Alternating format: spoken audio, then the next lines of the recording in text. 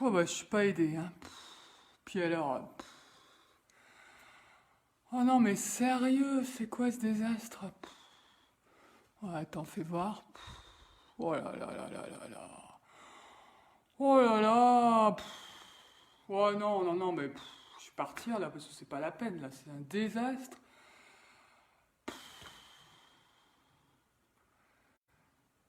Et ce nez là, non mais on n'a pas idée, ça, c'est quoi ce nez? Ce truc au milieu de la figure là? De qui il vient celui-là? Non mais c'est n'importe quoi, hein. Puis alors, ces cheveux là en plus qui se mettent n'importe comment. À la rigueur, les yeux, à la rigueur, hein, parce que là ils sont un peu fatigués. Tiens, peut-être je peux essayer, je vais peut-être essayer. Oh purée, j'ai la bouche de travers. J'avais jamais vu que j'avais la bouche de travers, ça craint. Ah, non, mais qui c'est qui m'a fichu un corps pareil, un visage pareil? Parce que je vous dis pas, en dessous, vous voyez pas tout, mais c'est pas mieux, hein. Puis alors, ah bah oui, vous êtes là au fait. Salut, je sais pas si je vais rester là ce matin, franchement. J'avais pas trop envie de venir. Alors en dessous, ouais, parce qu'en plus, depuis le confinement, ça s'est pas arrangé en dessous. Alors, les seins, bon, bref. Le ventre, ça va encore. Alors les fesses, là, elles se sont un peu ramollies. Les genoux, je sais pas d'où viennent ces genoux. Ces genoux, ça m'a toujours posé un problème. Et quant aux pieds, je vous en parle pas. Les pieds, c'est ni les pieds de mon père, ni les pieds de ma mère, on dirait des pieds extraterrestres. Non, mais je sais pas qui est-ce qui m'a fichu un corps pareil. Ouais, non, mais franchement, hein, c'est bien la peine de venir au monde pour avoir un corps pareil. Puis quand tu vois les nénettes sur les magazines, là, et tout, franchement, ça fout encore plus les boules, hein. Alors bon, peut-être je pourrais essayer, ouais, peut-être que c'est la couleur qui va pas aussi. Alors attendez, est-ce que c'est mieux, là? Ouais, non, ça... Ouais, c'est pas génial, hein. On dirait Dalida qui vient de se lever. Alors peut-être celle-là. Ouais, non, non, ça va pas non plus, hein. Ouais, bah non, mais je pense qu'il n'y a rien qui peut arranger les dégâts, hein. De toute façon, c'est comme ça, c'est comme ça, hein. Il y en a qui ont de la chance, il y en a qui en ont pas. Ouais, et je vous parle même pas de l'intérieur, hein, parce que là, on a parlé que de l'extérieur, mais alors l'intérieur, le foutoir, enfin, je veux dire, je sais pas, moi, je pourrais être 10 fois plus efficace, faire les choses beaucoup mieux, arrêter de râler, arrêter d'être jalouse aussi, et puis, je sais pas, moi, être toujours, quoi, pas avec tous ces trucs, ces pensées malsaines qui me traversent, là. Ouais, ouais, bah, on n'est pas aidé, hein. Ouais, puis il y a mon frère qui, en plus, en rajoute en me disant que je suis une extraterrestre. Ouais, bah, ça, je le savais, hein, Marc, hein. Ah, Sylvie, t'es mignonne en disant on t'aime comme ça, pas besoin de perruque, mais on t'aime comme ça veut dire quoi? On t'aime avec tel que t'es, c'est-à-dire pas génial, mais bon, on t'aime quand même? C'est ça que tu veux dire? Mon intérieur, bah t'es trop mignonne, mais bon, c'est toi qui le dis, c'est parce que tu m'aimes que tu dis ça, du coup tu me vois comme quelqu'un de beau, mais en fait, t'es pas objective. T'es pas objective. Ouais, ça vous rappelle des choses, ça? Ça vous est déjà arrivé de vous dire des trucs comme ça, vous?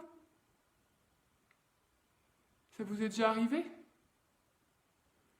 Ouais, je pense que ça nous est tous et toutes arrivé, hein. Ah, ça peut être sur le nez, ça peut être sur les genoux.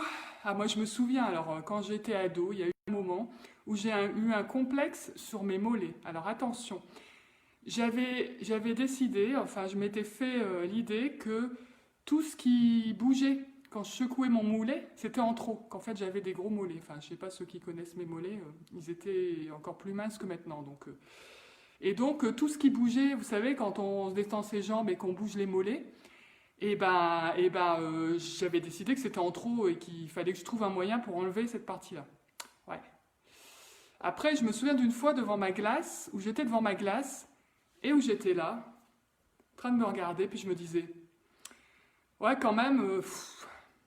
Ah, c'est dommage parce que ça pourrait être pas mal, mais on dirait que j'ai pris des bouts de mon père, de ma mère et que j'ai collé tout ça et qu'en fait ça fait un truc qui est pas du tout harmonieux.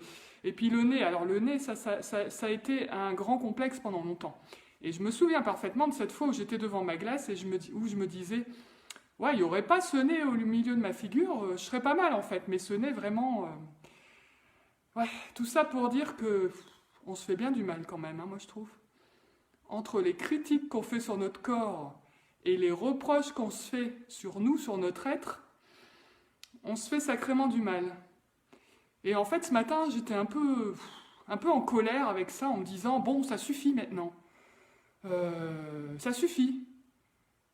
Voilà, ça suffit de pas s'aimer, ça suffit de ne pas s'accepter, ça suffit de rejeter nos corps tels qu'ils sont, de vouloir être autrement, ça suffit.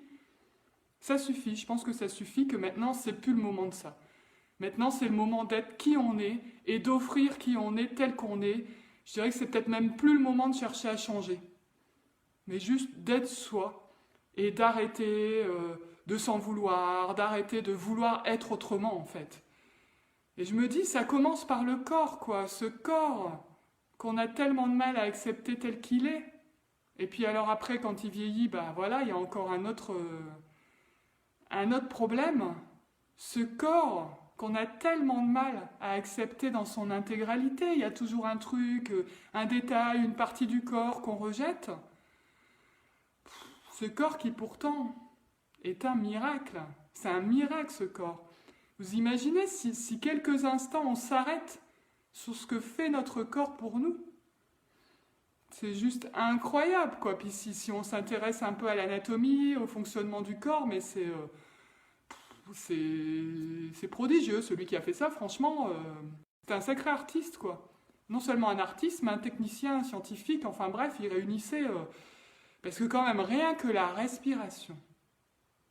Prenez quelques secondes juste pour sentir votre respiration et comment dire, visualiser en fait tout ce cycle, tout ce processus de la respiration. C'est quand même incroyable. C'est quand même incroyable. Et ce cœur qui bat, cette grosse pompe qu'on a, c'est quand même incroyable. Et tout ce que notre corps nous permet de ressentir, s'il n'y avait pas notre corps, on ne ressentirait rien. Que ce soit les émotions, que ce soit les sensations, que ce soit quand on touche quelque chose, quand on goûte quelque chose, c'est grâce à notre corps qu'il y a tout ça. Et alors ce matin, j'avais envie je sais pas, de sortir mes banderoles et de faire encore, oui, pour nos corps tels qu'ils sont. Enfin bref, j'avais vraiment envie ouais, de me faire l'avocate du corps. Alors du corps, mais du corps aussi dans ce qui nous permet, et du corps qui nous permet d'être vivants, et aussi du corps qui nous conduit à l'être, parce que sans le corps, on ne peut pas arriver dans notre intérieur. Et je me dis, waouh, mais quand on rejette une partie de notre corps, quelle qu'elle soit, on se met à distance de nous-mêmes, et on rejette la possibilité en fait d'être proche de nous, et d'aller aussi dans notre intériorité. Et quand on voit les choses comme ça, on se dit, waouh, mais ouais, de quoi on se coupe en se coupant de notre corps, même si c'est que d'un doigt, que d'un genou, que d'un nez, que des pieds, de quoi on se coupe?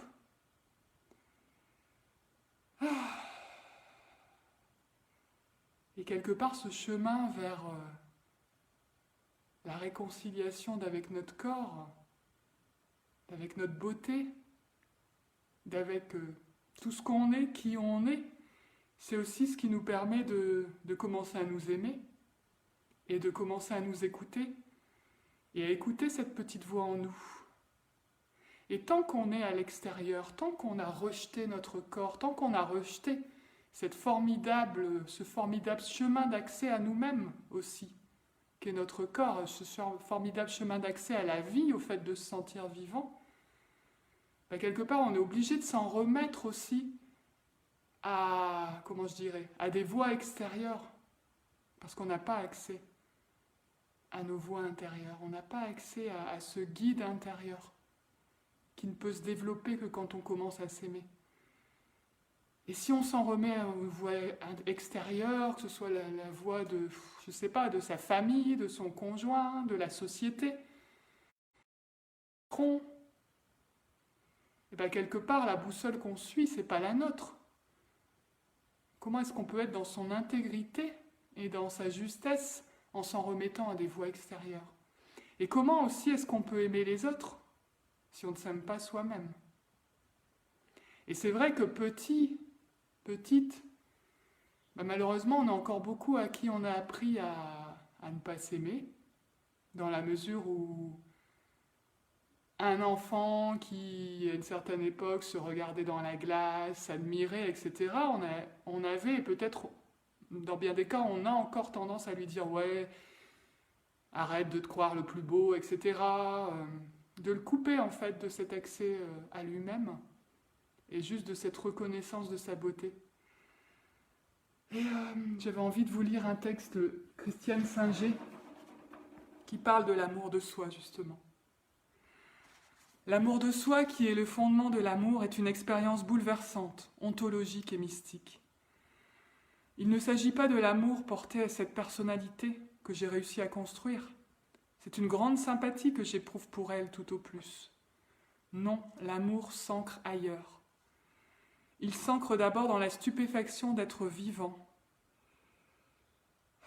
et étrangement dans l'expérience du corps. Je vous invite à l'instant à frôler cette qualité. Laissez-vous saisir de la stupeur d'être dans un corps, d'être un corps.